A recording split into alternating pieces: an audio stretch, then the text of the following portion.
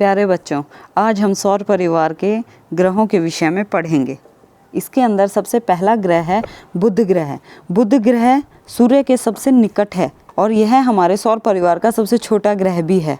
और क्योंकि ये सूर्य के इतने निकट है तो उस कारण सूर्य की चकाचौंध में इसे देख पाना बहुत ही मुश्किल होता है। इसे केवल सूर्योदय से पहले या फिर सूर्यास्त के तुरंत बाद देखा जा सकता है। बुध का अपना कोई उपग्रह नहीं है। इसके बाद आता है शुक्र ग्रह। शुक्र ग्रह पृथ्वी का सबसे निकटतम पड़ोसी है और यह रात्रि के आकाश में सबसे अधिक चमकीला ग्रह भी है। इसे सूर्योदय से पहले पूर्व दिशा में तथा सूर्यास्त के तुरंत बाद पश्चिम दिशा में आसानी से देखा जा सकता है।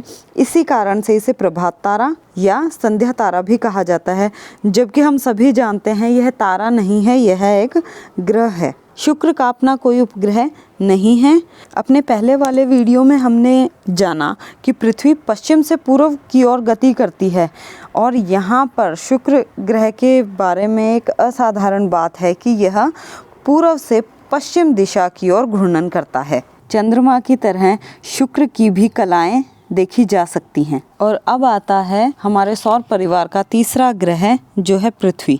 पृथ्वी ही एक इकलौता ऐसा ग्रह है जिस पर जीवन संभव है और जीवन संभव होने के और इसकी निरंतरता को बनाए रखने के लिए कुछ विशेष कारण जिम्मेदार हैं, जैसे पृथ्वी का सूर्य से बिल्कुल उचित दूरी पर होना।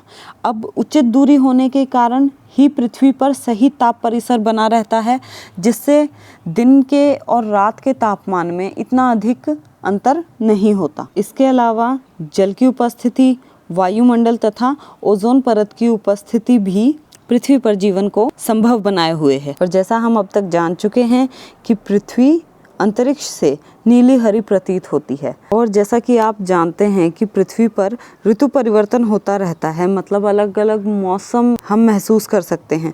तो इसके पीछे क्या कारण है? पृथ्वी का घूर्णन अक्ष अपने कक्षीय तल से 66.5 डिग्री के कोण पर झुका हुआ है। जैसा कि आप इस चित्र में देख पा रहे हैं कि पृथ्वी का विषुवतीय तल और पृथ्वी का कक्षीय तल दोनों एक दूसरे से 23.5 डिग्री का कोण बनाए हुए हैं। तो इसका मतलब क्या हुआ कि पृथ्वी का अक्ष अपनी कक्षीय तल से 66.5 डिग्री के कोण पर झुका हुआ, जिसके कारण ऋतु परिवर्तन होते हैं। और हम सभी जानते हैं हमारी पृथ्वी का केवल एक ही उपग्रह है जिसका नाम है चंद्रमा। और अगला ग्रह जो पृथ्वी की कक्षा के बाहर पहला ग्रह है वह है मंगल।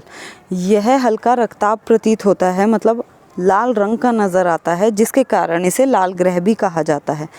मंगल ग्रह के दो छोटे प्राकृतिक उपग्रह हैं जिनके नाम फोबोस और डिमोस हैं। इसके बाद आता है हमारे सौर परिवार का सबसे बड़ा ग्रह जिसका नाम जुपिटर या फिर बृहस्पति है और यह इतना बड़ा है कि इसके अंदर 1300 पृथ्वियाँ समा सकती हैं और बृहस्पति का द्रव्यमान पृथ्वी के द्रव्यमान के लगभग 318 गुना है और यह बहुत ही तीव्र गति से घूर्णन करता है। बृहस्पति के चारों ओर धुंधले वलय हैं और ये रात के आकाश में बहुत ही चमकीला नजर आता है। वैज्ञानिकों का मानना है कि बृहस्पति के 79 चंद्रमा अब तक खोजे जा चुके हैं, जिनमें से 4 बड़े चंद्रमा को आसानी से दूरबीन से देखा जा सकता है। बृहस्पति के बाद आता है बहुत ही खूबसूरत ग्रह जो हल्का पीला है और इसके चारों तरफ बहुत ही खूबसूरत छल्ले या फिर वलय नजर आते हैं जो इसे अद्वितीय बनाते हैं। इसके वलयों को नंगी आंखों से नहीं देखा जा सकता। शनि के कुल प्राकृतिक उपग्रहों की संख्या 82 है और सबसे रोचक बात इसके बारे में यह है कि यह सबसे कम सघन है, मतलब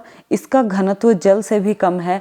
तो यदि शनि को किसी बहुत बड़े जल कुंड में रख दिया जाए तो इसका घनत्व इतना कम है कि वह उस जल पर तैरने लगेगा। इसके बाद आते हैं सौर परिवार के सबसे बाह्यतम ग्रह यूरेनस और नेपच्यून।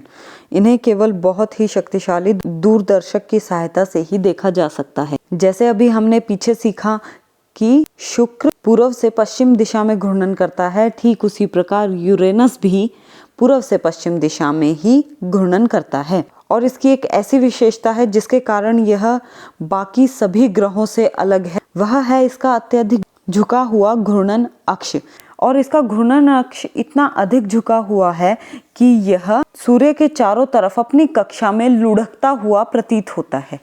और यूरेनस के कुल 27 प्राकृतिक उपग्रह हैं। इसके बाद आता है नेपच्यून। नेपच्यून के कुल 14 प्राकृतिक उपग्रह हैं। तो चलिए अब हम आंतरिक ग्रह और बाह्य ग्रहों के बीच अंतर सीख लेते हैं। सौर परिवार के पहले 4 ग्रह मतलब बुध, शुक्र, पृथ्वी और मंगल, ये 4 ग्रह सूर्य के बहुत निकट हैं, जिसके कारण इन्हें आंतरिक ग्रह कहा जाता है। और इन ग्रहों के बहुत कम उपग्रह या फिर चंद्रमा हैं। लेकिन जो मंगल की कक्षा के बाहर के ग्रह हैं जैसे बृहस्पति, शनि, यूरेनस, नेपच्यून, यह आंतरिक ग्रहों की तुलना में बहुत ज़्यादा दूर हैं और इनके चारों तरफ छल्ले या वलय उपस्थित हैं। बाह्य ग्रहों में प्राकृतिक उपग्रहों या चंद्रमाओं की संख्या बहुत अधिक है। आशा करते हैं कि आज के लेक्चर से आपको सौर परिवार के सभी ग्रहों के बारे में रोचक जानकारी प्राप्त हुई होगी। धन्यवाद।